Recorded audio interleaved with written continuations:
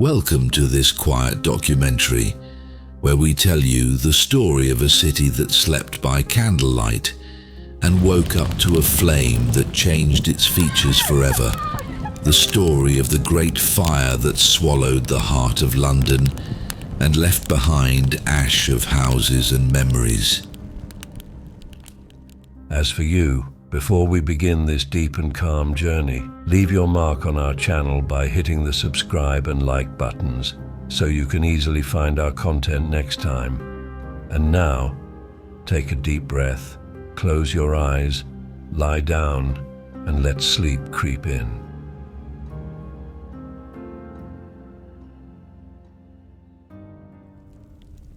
If you had lived in London in 1666, what is the first thing you would have tried to save from the fire? Is it a photo with a memory, or a book, or an old box, or something that cannot be bought or replaced? The beginning of the spark. On the evening of Saturday, September 2nd, 1666, London was a sleeping city overwhelmed by a deceptive tranquility.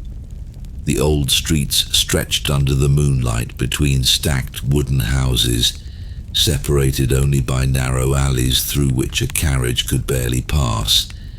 The air was warm despite the approach of autumn, and the sky was cloudless, as if waiting for something.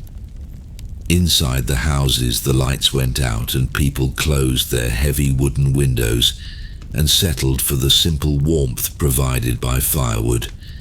That night seemed ordinary, even boring in its calmness. No noise, no events, and no omens indicating a nearby disaster that would happen. In one of the neighbourhoods near the River Thames, specifically in a small street called Pudding Lane, there was a small bakery owned by a man named Thomas Farriner. Thomas was a professional baker who supplied the Royal Navy with its daily bread and was famous for his expertise and precision in work. That night he finished his work as usual, gathered the tools and put out the fires. Or so he thought. He did not know that some embers were still burning inside the oven, hiding under the ash. The bakery was on the ground floor, topped by the apartment of the baker and his family. When everyone went to sleep, no one felt the danger, but in the depth of the night, around 1 o'clock in the morning, the flame sneaked from between the wood and extended to some bags filled with flour, which is a material easily flammable.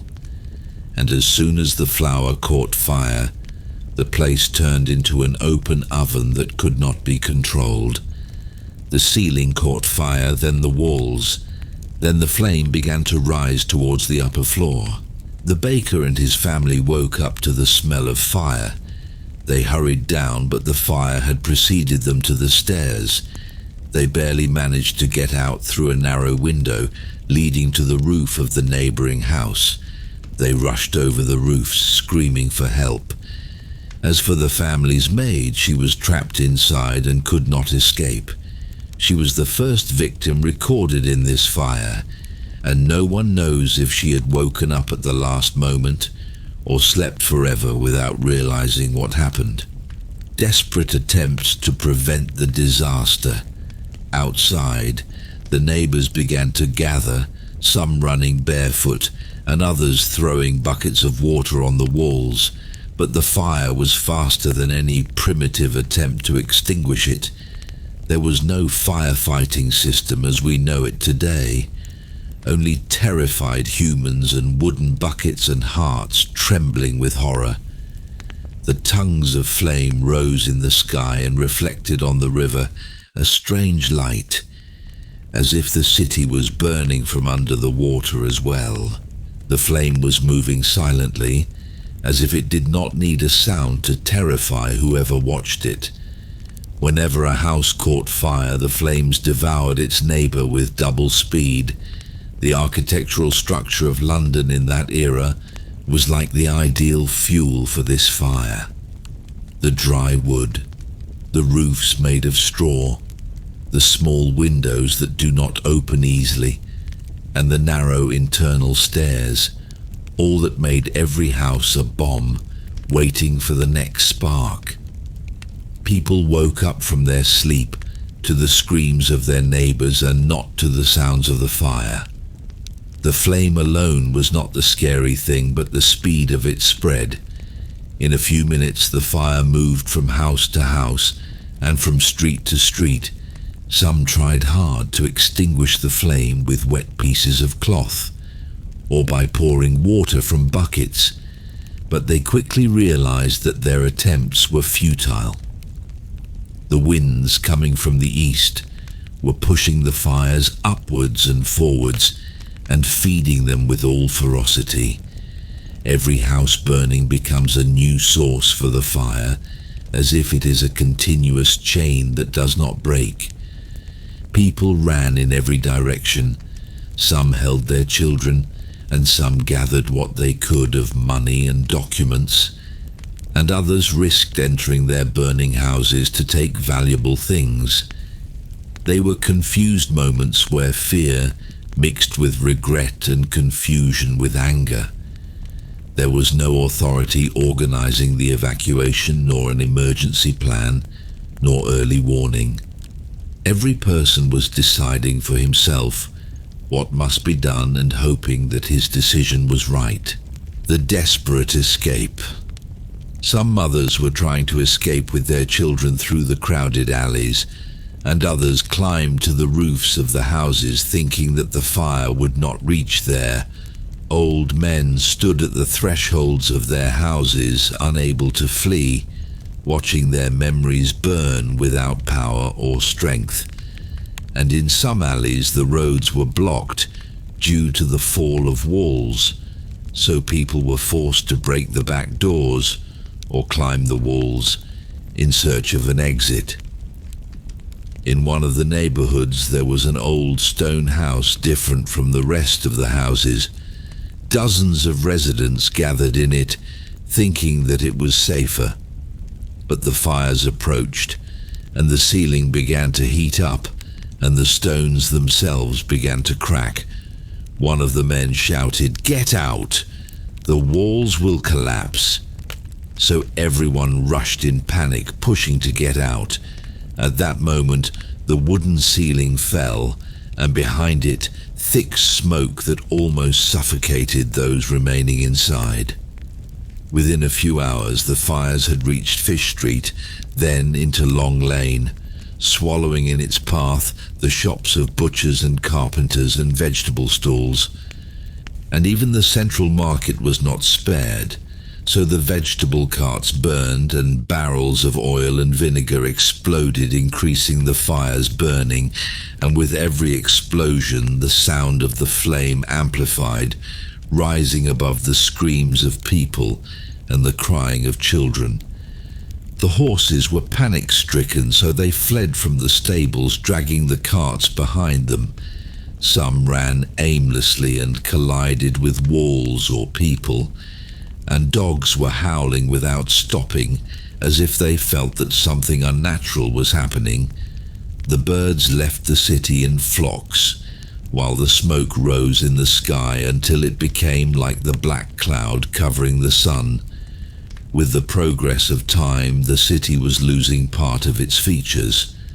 Some landmarks disappeared completely under the ash, and others turned into burnt skeletons. And with every moment passing, it was clear that the fire was not fleeting, but a calamity threatening to exterminate the entire old city. But no one knew until that moment that the worst had not come yet.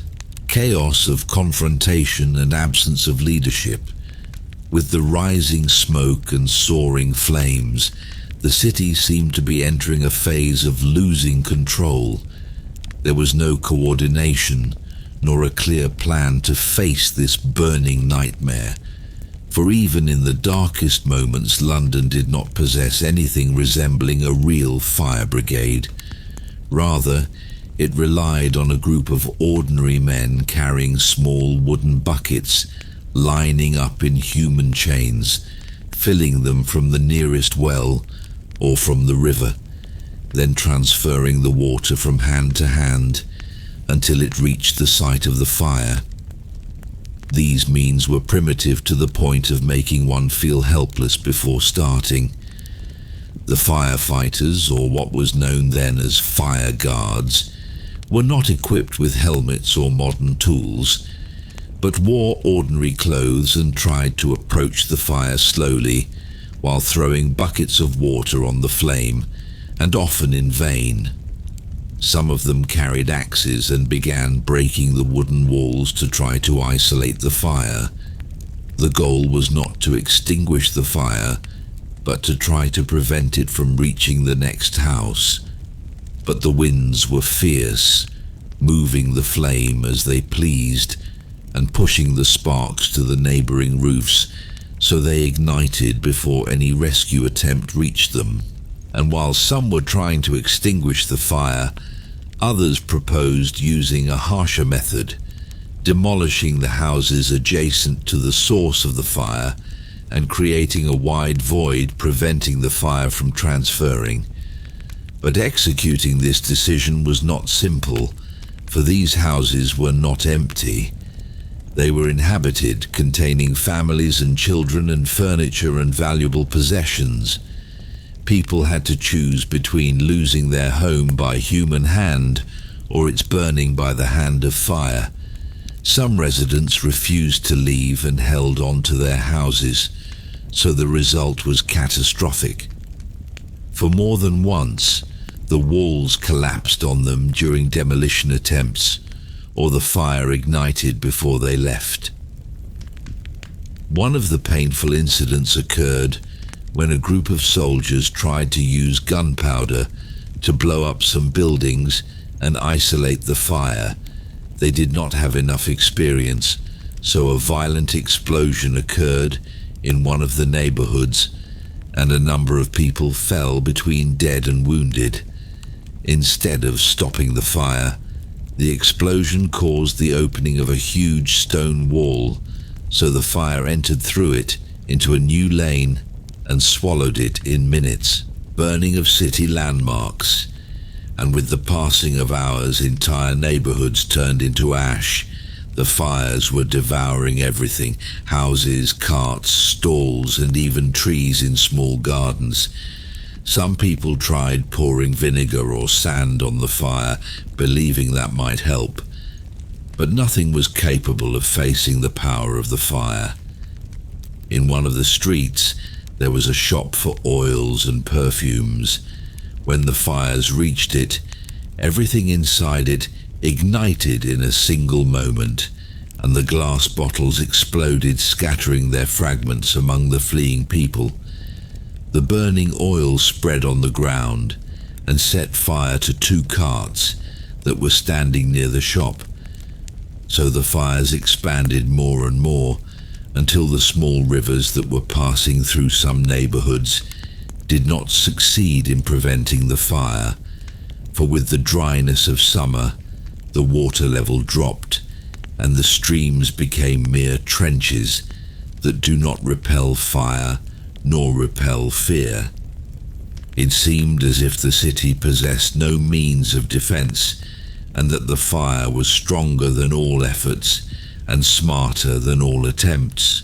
Soldiers, workers, residents, and even children were participating in carrying buckets and filling water. But the heat of the flame was unbearable. Clothes ignited when approaching more than necessary, and smoke choked whoever tried to breathe. Some people left without looking behind them, while others remained looking at their houses burning while they were helpless. The entire city was collapsing slowly, house after house and street after street, as if it was fighting a battle in which it possessed not a single real weapon. The fire alone was not the enemy, but time. For with every minute passing, the distance covered by the fires grew, and resistance decreased, and hope faded. And every decision delayed in taking meant more losses and more pain. and despite the demolition attempts, and despite the individual courage of some men, there was no single leadership nor a firm voice directing the efforts. The scene was chaotic like an orchestra without a conductor, changing city features and delayed decisions. With the arrival of Sunday morning, the features of the city seemed to have changed. The fire was no longer confined to specific corners, but began to expand like an angry wave sweeping everything in its path. And while the smoke was rising and people were running without direction, the officials had to take fateful decisions. So the scene moved to inside the city hall, where a number of local council members gathered, headed by the Mayor of London, Sir Thomas Bloodworth, a man known for his coldness and excessive confidence even in crises. In the beginning, the mayor did not appreciate the seriousness of the situation. When he was told that the fire was increasing in expansion, he answered with a famous sentence recorded in history books: "Any woman can stop this fire." He did not realize that the eastern winds and the wooden roofs of houses and the narrowness of alleys were all elements that combined to make the fire a monster that cannot be stopped smoothly.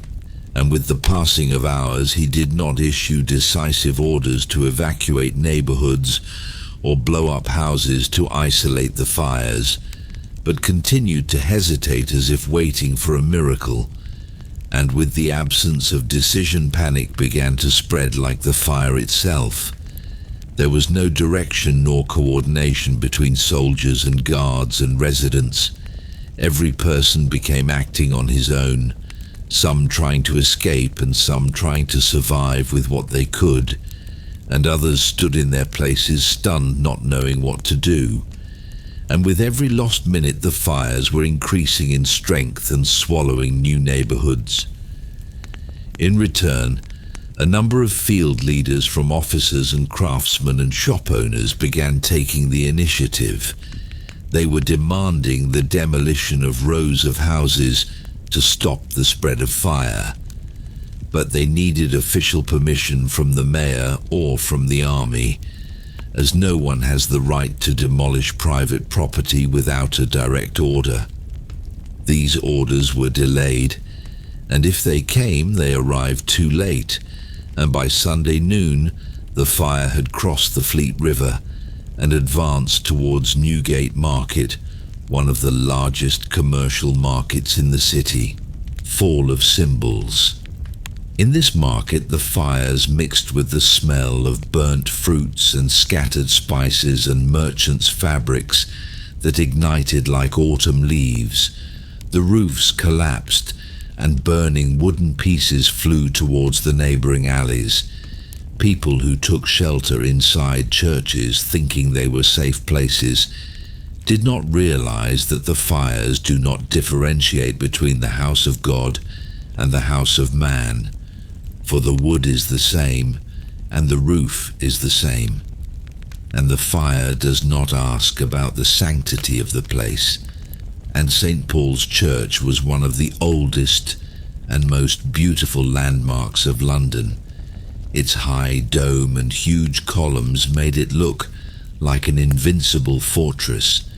Many thought that the fire would not reach it, but fate carried a painful surprise. The church was surrounded by warehouses of books and manuscripts and wood, and all were flammable materials. So as soon as the fires reached that area, huge tongues of flame broke out, and the heat rose insanely.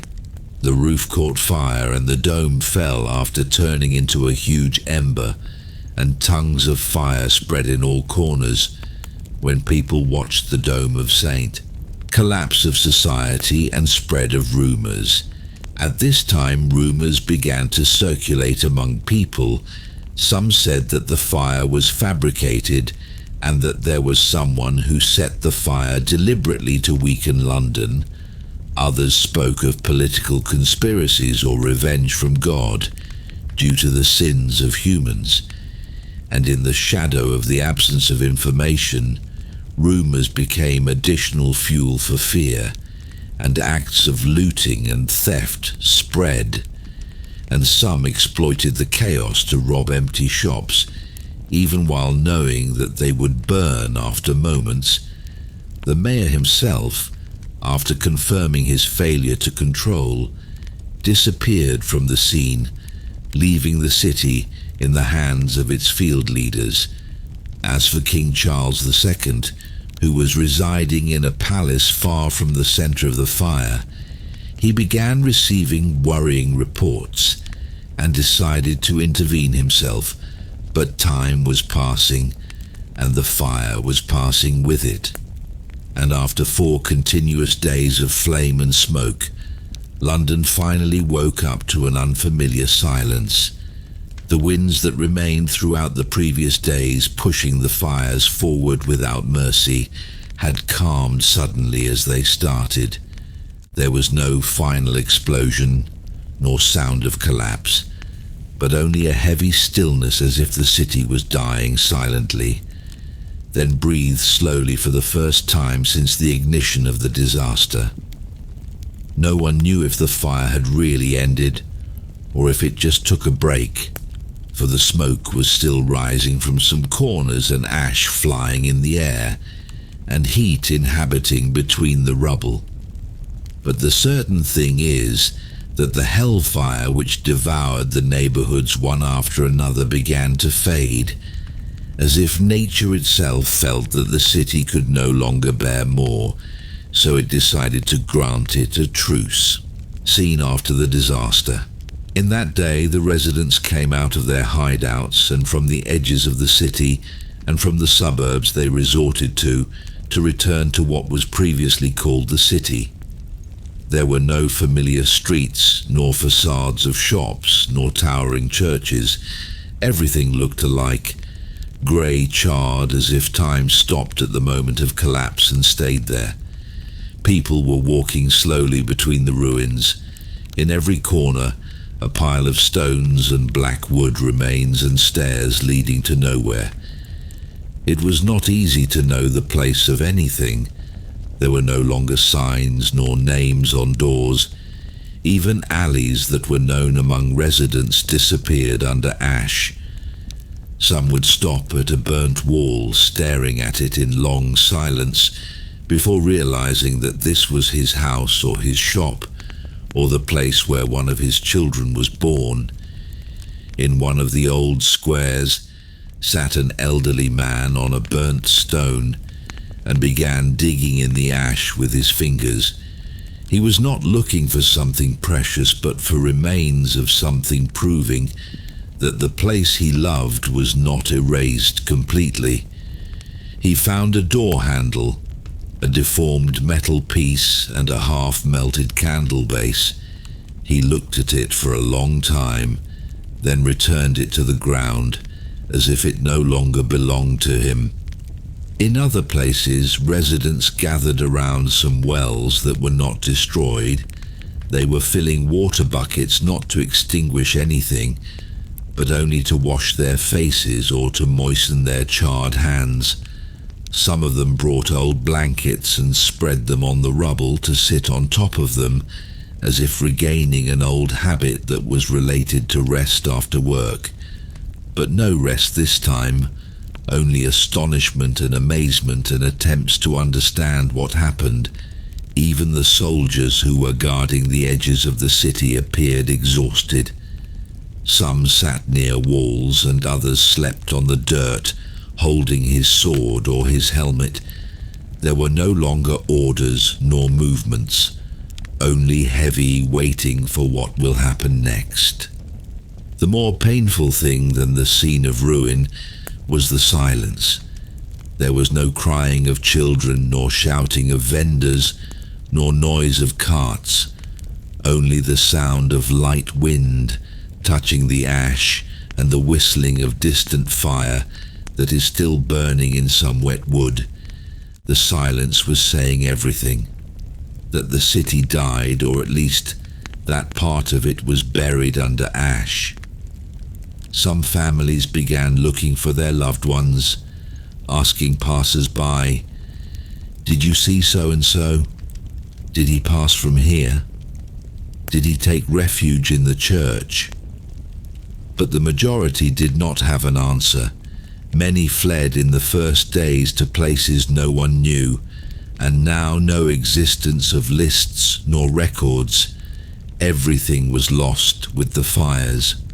On the walls of some burnt houses, people wrote with their fingers in the dust, "We were here, we are alive, and we have returned." They were simple messages, but they represent a small victory over ruin, a proof that the human, despite his fragility, always returns to try again, even if nothing remained of the city but the grey structure, and in other corners began to appear first attempts for cleaning, men carrying shovels, children gathering small stones, women cleaning ash from the thresholds of what remained of houses.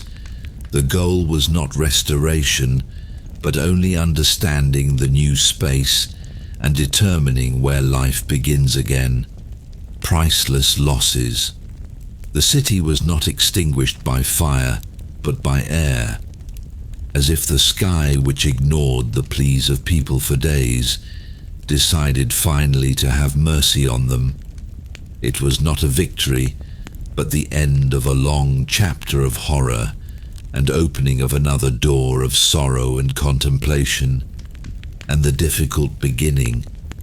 And in the next paragraph we will contemplate on the size of losses left by this great fire, not only in buildings and landmarks, but in the hearts of people and their memory, and how London changed forever. When the dust began to settle over the rubble and the fires calmed after days of flame, the painful truth of the size of the disaster appeared. London was no longer an existing city, but a picture of ash. The houses that used to fill the streets and bustle with life became now mere black lines on the ground, as if they were traces drawn with charcoal on an old page.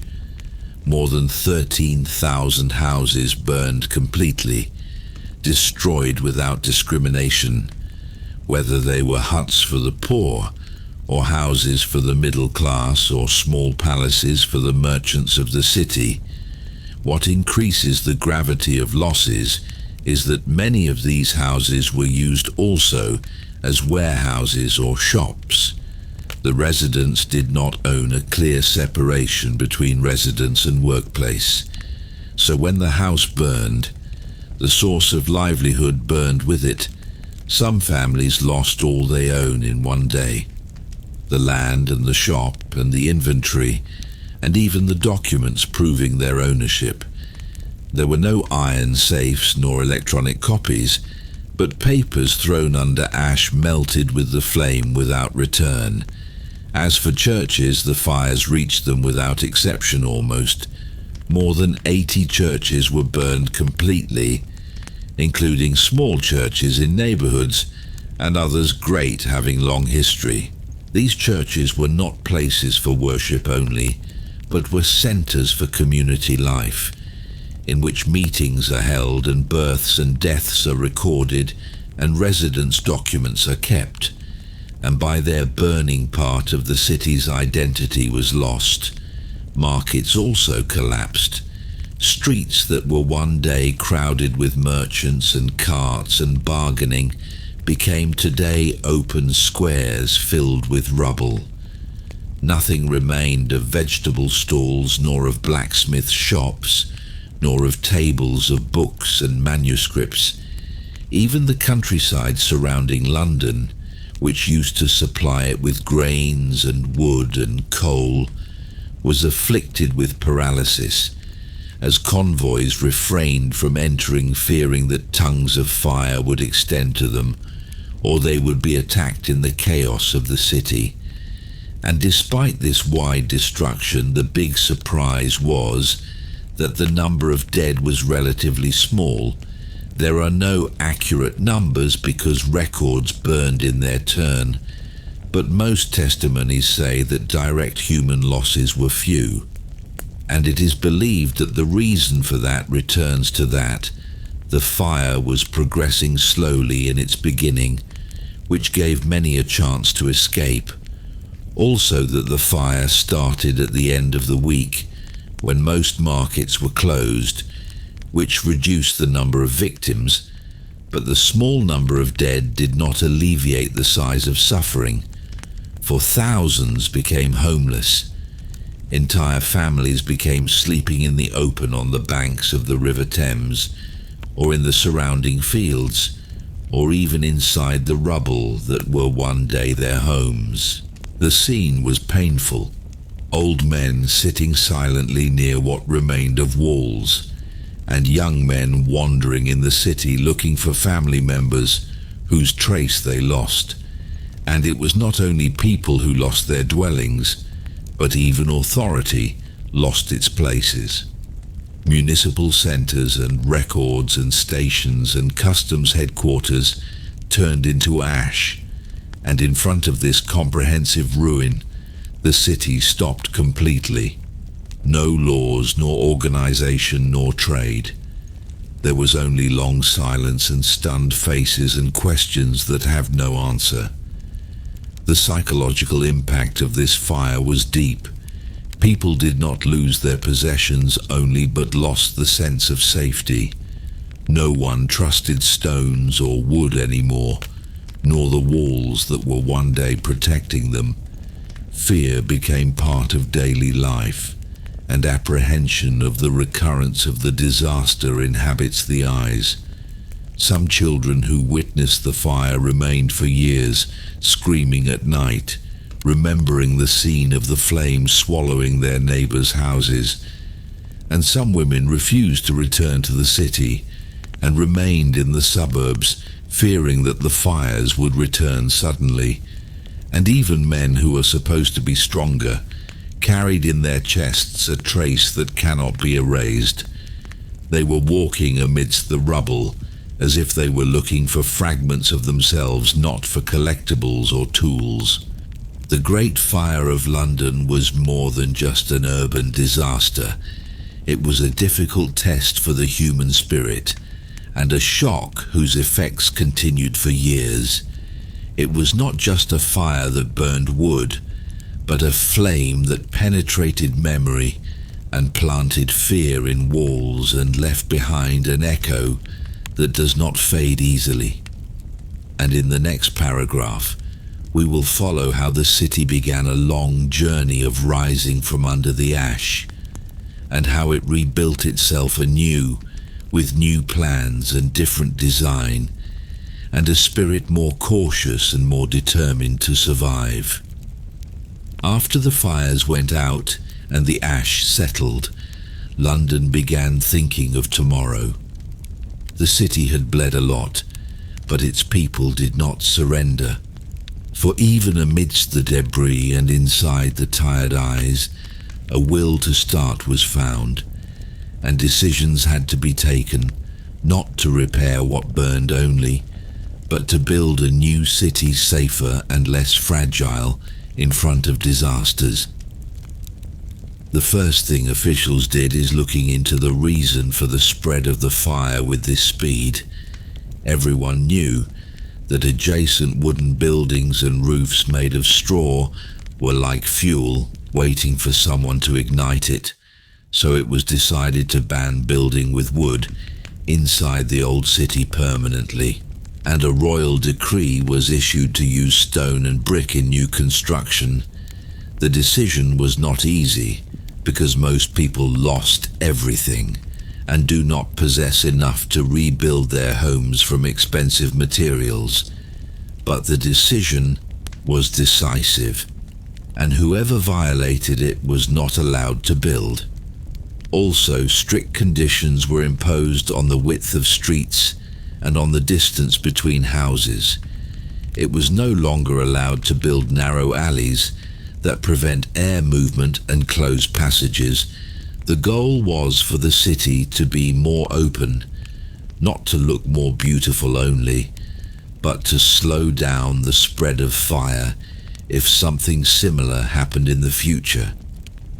Also, the idea of urban planning began to appear clearly. Perhaps for the first time in the modern history of London, new maps were drawn and organized. Designs were put trying to observe the flow between neighborhoods and ease of movement and even distribution of markets and public squares. It is true that some of these designs were not implemented fully due to lack of resources or resistance of residents, but merely thinking about them was a big step forward. And despite the tightness of time and lack of money, the wheel of construction began to turn. Craftsmen from all parts of England flocked to the city. Some of them came looking for a job opportunity, and others out of solidarity. The sounds of hammers and moving stones and mixing mud were returning gradually to the city to replace the heavy silence that remained hovering for days. And with construction, people began regaining themselves little by little. The voices of children returned to the alleys, and the smell of bread returned from some temporary ovens. Temporary markets were placed under tents, and merchants began selling their goods, even if in a simple way. Life had not returned as it was, but it began moving again, walking slowly and steadily amidst the wreckage. And perhaps most important of all, that is that the fire planted in the residents of London a new consciousness. They no longer trusted wood or fire, and no one of them forgot that the disaster began with a small spark. People became more cautious and more keen on organization and cleanliness and safety, even in their daily lives. Habits changed. Fires were no longer left burning at night, and people were no longer lenient in lighting candles or using stoves. And with the passing of months and years, London began to change indeed. A new city being born from the old ash. Stronger houses, wider streets, stricter laws, and a silent hope inhabiting between the walls. Construction was not just stacking stones, but it was a declaration that the city does not break easily, and that everyone who remained alive decided to live. Shadows of the past, memoirs under the ashes, while the city was trying to gather its scattered pieces and wash its face from the blackness that covered it. Another history was being written, not in official records or royal decrees, but in personal papers and the eyes of witnesses who saw what cannot be forgotten. In those pitch-black nights, the writer and government official Samuel Pepys sat in his room by the faint light of a candle, penning in his diary the details of the horror day by day. He was writing for history, so that what London suffered would remain, to remain a memory mentioned whenever London's name is mentioned. He was emptying the fear that inhabited his heart. Pepys described how he saw pigeons burning while trying to protect their nests, and how he saw people throwing their furniture into the river until the water floated with belongings. And among the strangest things he recorded was his personal fear for a wheel of fine Italian cheese and jars of wine he owned, so he buried them in his backyard to protect them from the fire, in a scene that reflects how humans cling to the simplest details of their normal lives in the face of total annihilation. These diaries and other testimonies are what granted us today the ability to smell the scent of smoke across the centuries and made us imagine the sound of screaming that filled the horizon. They told us how St. Paul's Cathedral, which was the pride of Christianity in the West, turned into a terrifying shattered structure, and how melted lead flowed from its roof into the streets as if it were a river of burning silver, threatening everyone who approached. These small details are what made the fire a human story, and not just an architectural event, a story of humans who found themselves suddenly naked before the wrath of nature and the negligence of man, the search for a scapegoat. And because the human soul cannot bear the idea of randomness and does not accept that a disaster of this magnitude is just an accidental incident that started in a bread oven, the search began for a culprit, for an enemy at whom fingers of accusation could be pointed. In the days and weeks that followed the fire, a state of mass hysteria prevailed in the streets of London. People did not believe that a single spark could do all this, so conspiracy theories began to spread like the spread of the fire itself. Some accused the Dutch with whom England was at war, and others directed their anger towards the French Catholics. And in the shadow of this madness, a victim had to be presented to calm the sweeping popular anger. And here appears one of the most tragic and unjust chapters of the fire, the story of a simple French man, a watchmaker named Robert Hubert. He was a frail man and mentally disturbed, whom the authorities found wandering lost. Under the weight of torture or due to a defect in his mind, Hubert confessed that he was the one who started the fire and that he threw a small fireball from the bakery window, although the evidence clearly pointed to the impossibility of his version, as Hubert was not present in London at all. At the time the first spark broke out, the judiciary and the society thirsty for revenge decided to believe him. Hubert was tried in a quick sham trial and was sentenced to death by hanging.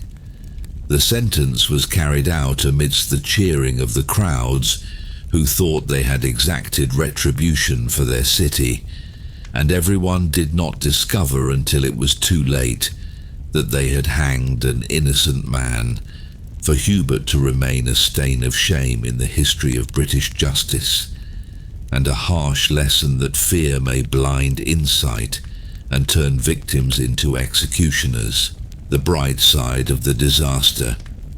But just as ash is a sign of destruction, it sometimes produces seeds of life in ways the mind cannot imagine. Just 1 year before the fire, in 1665, London was suffering from another disaster no less deadly, perhaps even more terrifying, which was the Black Death, the plague disease.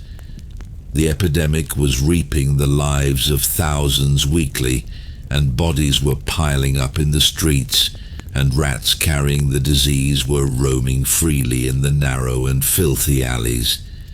The city was dying slowly, helpless before the Black Death, and when the fire came, it seemed like the knockout blow.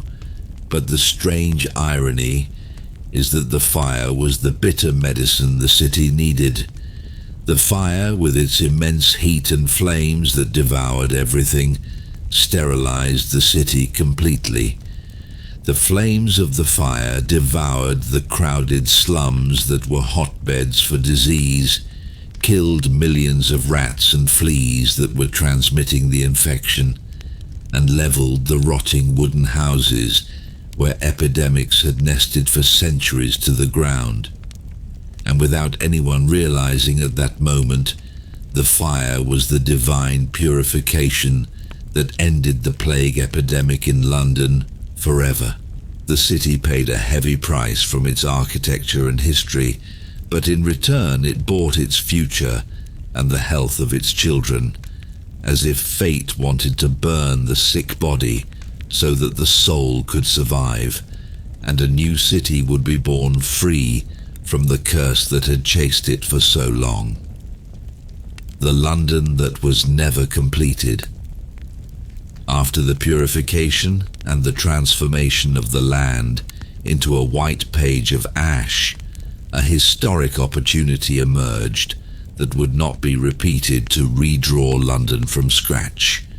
Here appeared genius figures, headed by the brilliant architect Christopher Wren, who looked at the ruin not as an end, but as a beginning for a utopian city resembling Paris or Rome in its grandeur. Wren presented to King Charles II a plan that was like a dream, in which he imagined London with wide and straight streets, huge circular squares from which roads branched out like sun rays, and a long corniche extending on the banks of the River Thames, free from filth and haphazard buildings.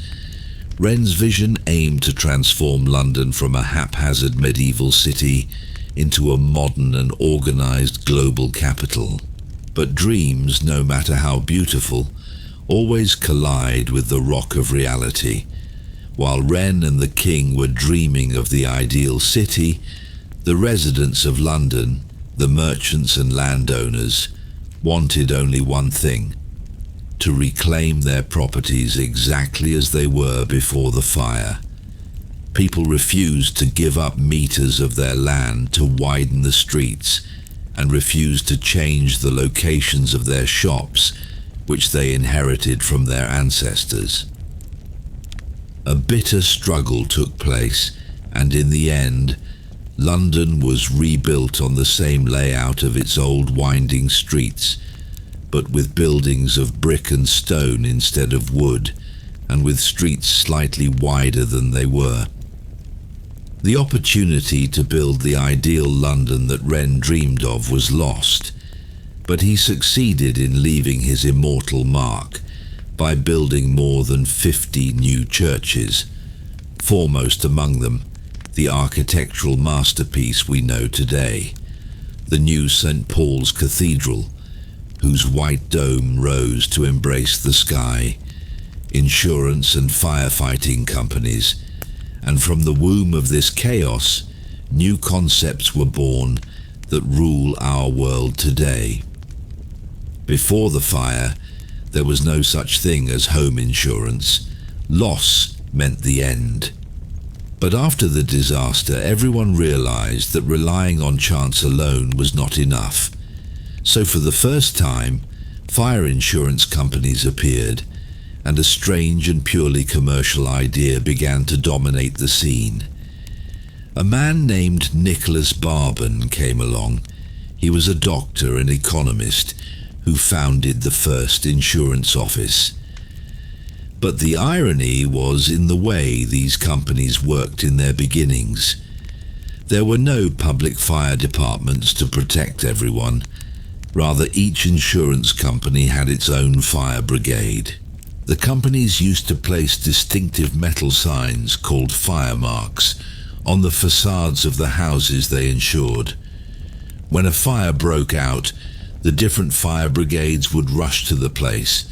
If they found their mark on the house, they hastened to extinguish it with all their might. But if they did not find the mark, or found the mark of a rival company, they would leave the house to burn before their eyes, or content themselves with preventing the fire from moving to the houses insured by them. It was a scene that reflected the ugly face of nascent capitalism, where safety is a commodity for those who pay, and life for those who own. Despite the cruelty of this system, it was the first nucleus that evolved over the centuries to become today the emergency and civil defense services that protect everyone without exception. Thus, from the womb of selfishness sometimes, systems are born that serve everyone. And so, London's journey after the fire was not just a construction process, but was a journey of maturity and learning that order is better than randomness, and that major disasters, despite their cruelty, are what make great nations. Today, if you walk in the streets of modern London and stand before the monument to the fire, that towering stone column designed by Christopher Wren to immortalize the memory of the disaster, you will realize that you are not standing before a grave of a city that died, but before a birth certificate of a city that refused to die. The fire changed the face of London, changed its laws, and changed its soul. It made it more cautious, but it also made it more ambitious. From under the hot ashes, it rose again, stronger and more beautiful, to continue writing its history. The fires ended and their smoke ended, but the lesson that those 4 nights carved into the memory of humanity will remain burning forever, reminding us always that no matter how much we build and rise, we remain small before the wrath of nature. But we are big, very big in our ability to rise and start again. And here ends our story tonight, the story of the city that lit up the world with the glow of its burning to illuminate the path of the future. We leave you in God's safety. Good night, and here's to hope and a life free of fires and filled with warmth and light.